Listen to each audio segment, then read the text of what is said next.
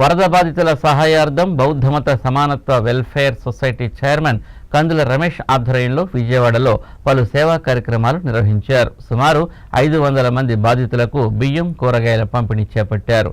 ఈ కార్యక్రమాన్ని ఉద్దేశించి రమేష్ మాట్లాడుతూ వరద బాధితుల సహాయార్థం ఏలూరు ఎమ్మెల్యే బడేటి చంటి స్ఫూర్తితో పలు సేవా కార్యక్రమాలను చేపట్టామన్నారు. ఈ కార్యక్రమంలో Nakirikanti Suresh, Guduru Rajesh Babu, Kommu John, Sheikh Baji, Vinukonda Barnabas, Karniganti Mary తదితరులు పాల్గొన్నారు.